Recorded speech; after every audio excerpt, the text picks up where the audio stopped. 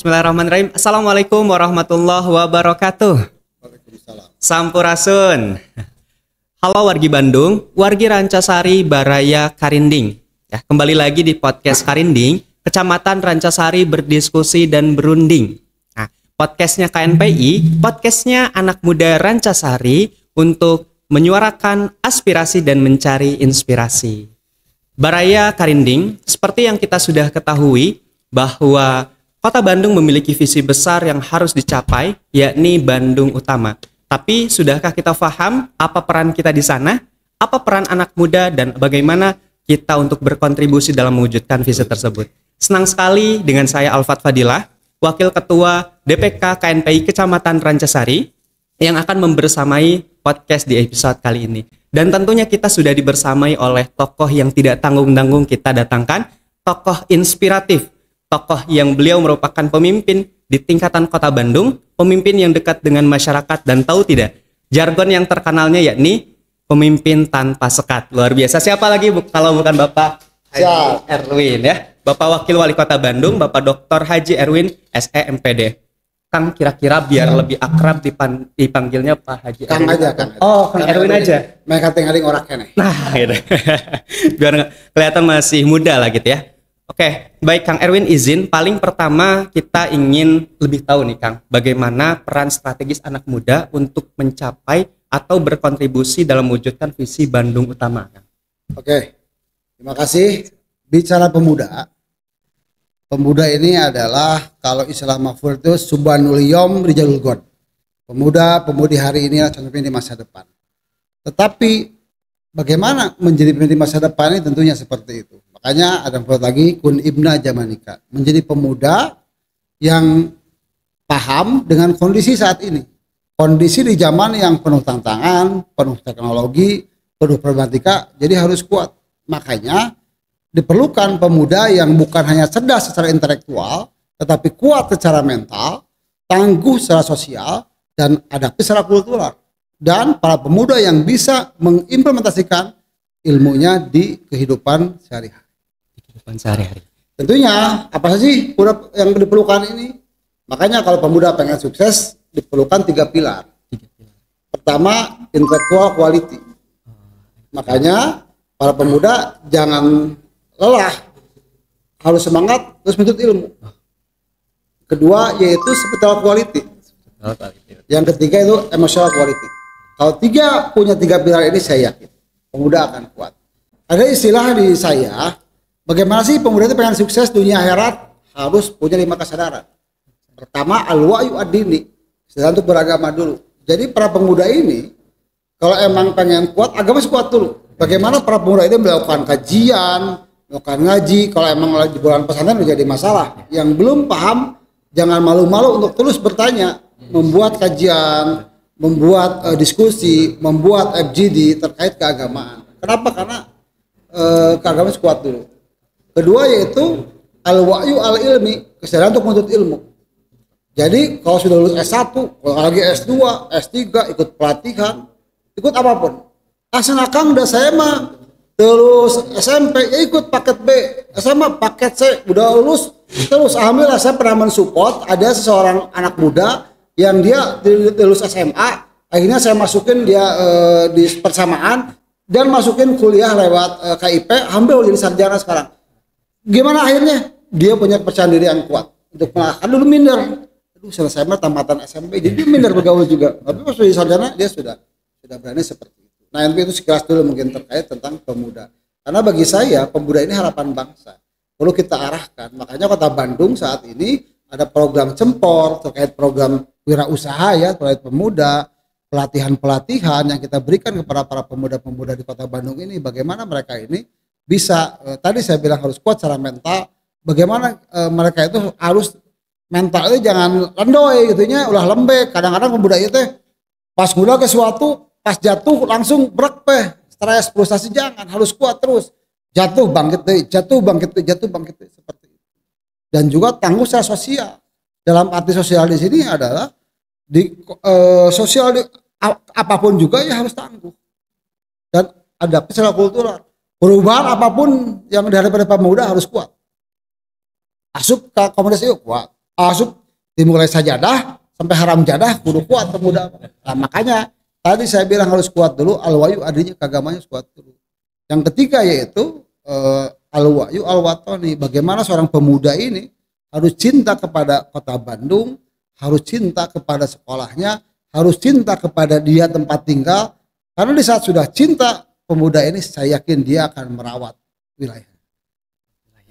Yang keempat adalah al-wa'yu al-istimai, bagaimana pemuda ini entong kuulin, entong diimah tapi bergaul dengan bermasyarakat. Yang kelima itu al-wa'yu anidomi, untuk berorganisasi. Nah, mana saya yakin masuklah di KNPI, di Karang Taruna, yang SMA masuk di OSIS, ada yang masuk di NU di Ansor, ada yang di Persis, di Muhammadiyah, bergaul. Kenapa? Karena saya yakin orang-orang sukses ini adalah orang-orang yang dicetak oleh organisasi tentang leadership, tentang kepemimpinan. Ya, karena para pemuda itu kan hidup pemimpin tentunya. Nah, di situ akan dicetak di organisasi ini bagaimana dicetak seorang pemimpin. Nanti dia akan masuk ke dalam tipologi 4 kepemimpinan. Ada pemimpin yang karismatik, pemimpin yang otokritik, pemimpin yang liberal, pemimpin yang demokrat. Panjang lah mau dijelaskan. Masih banyak kayak gitu. Itulah pemuda, saya harap, karena saya juga masih punya anak-anak saya masih pemuda-pemudi, tentunya saya mengarahkan para pemuda ini betul-betul bisa menjalankan lima kesadaran ini.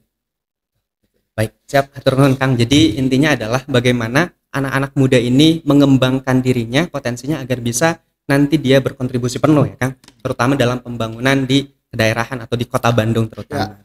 Ya. Kemudian ini Kang, jadi kita tuh sempat lihat juga Kang eksis lah di media sosial, apalagi sekarang tuh lagi gencar Kang untuk pemberantasan ini miras dan lain sebagainya. Nah, saya lihat bahwa ada pesan tersirat yang ingin Akang sampaikan terutama untuk pesan anak-anak muda, karena nih Akang sebagai wakil wali kota, sebagai pemimpin udah melakukan tindakan tegas. Tinggal kita anak-anak mudanya ini memiliki kesadaran atau mentalitas mungkin ya Kang ya. Sehingga saya ingin mungkin Akang menyampaikan apa sih pesan tersirat yang ingin Akang sampaikan di balik Akang tuh dengan tegas memberantas miras, karena yakin itu tuh adalah salah satu hal yang merusak moral anak-anak bangsa. Mungkin itu kan. Jadi begini, bicara ke saya saat ini menjadi seorang pemimpin. Tentunya menjadi seorang pemimpin itu harus punya pegangan. Apa pegangan saya? Yaitu kaidah usul fikih. Apa itu pemimpin? Pemimpin adalah tasarruful imam ar-ra'iyah manutun bil masalah. Pemimpin adalah orang yang tindakan-tindakannya, kebijakan-kebijakannya tidak lain dan tidak bukan hanya untuk kemaslahatan umat. Kenapa? Karena apa yang saya lakukan saat ini akan dipertanggungjawabkan. Kan ada kulukum ro'in wa kulukum mas'ulun an ra'iyati. Seorang itu akan diminta pertanggungjawaban dia masuk kepemimpinannya. Tentunya makanya kalau nanti para pemuda menjadi pemimpin, ada 8 syarat di pemimpin itu. Ada harus sidik, tablik, amanah, patona, tawasud ittiba, adil, harus tasabah, toleran, harus tawajun, beriman dan berhikmah. Yang ke-8 berani menegakkan amar ma'ruf nahi munkar. Itu kalau bisa jadi pemimpin. Tapi pemimpin tidak bisa dibentuk secara instan.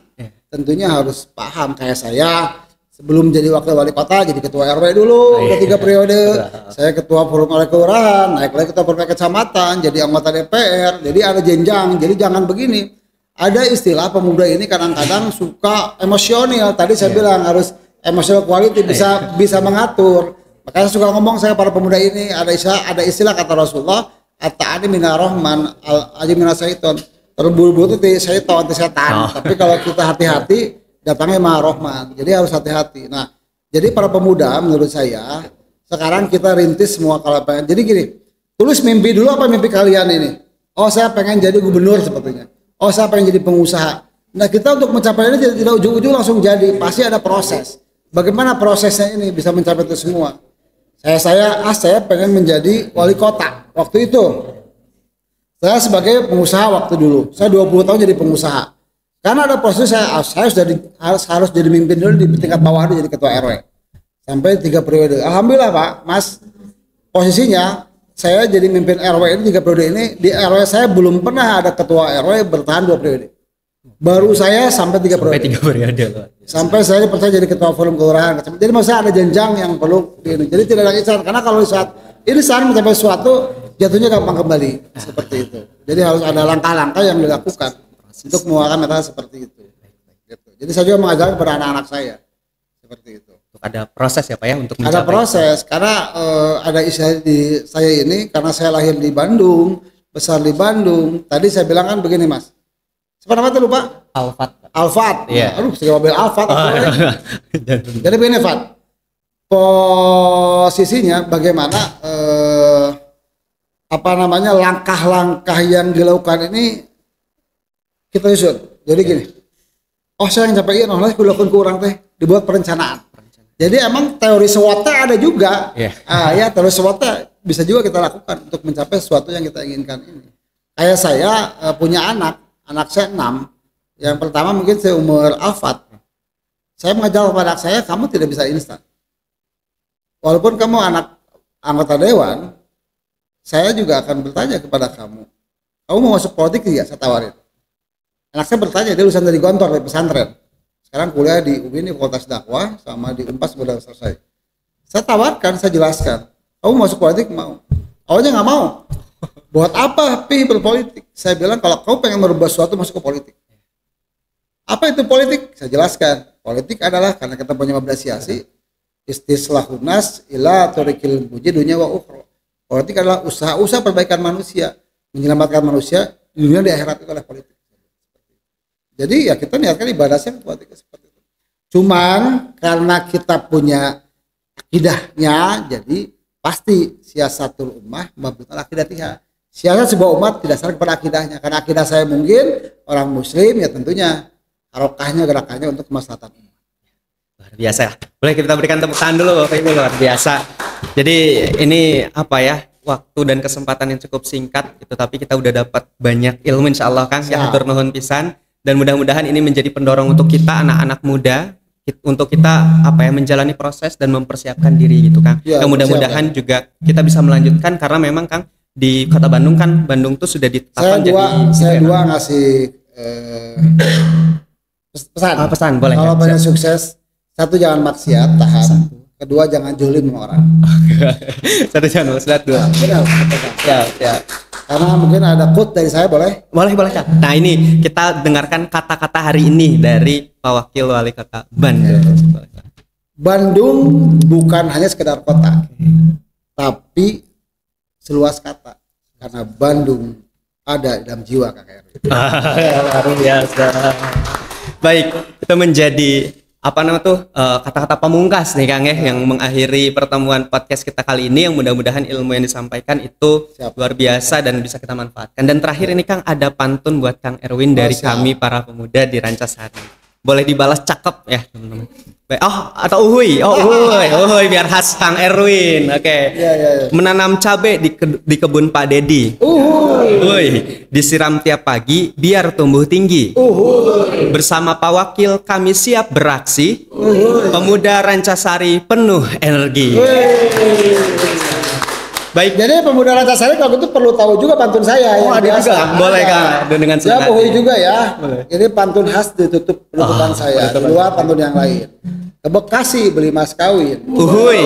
Dewan Harmonis membuat candu. Uhuy. Sampai berjumpa lagi dengan Kang Erwin. Uhuy. Wakil wali kota yang sangat manis madu. Wah. Terima kasih. Luar biasa. Baik, terima kasih hatur nuhun. Sampai jumpa di episode selanjutnya. Sekian. Wassalamualaikum warahmatullahi wabarakatuh.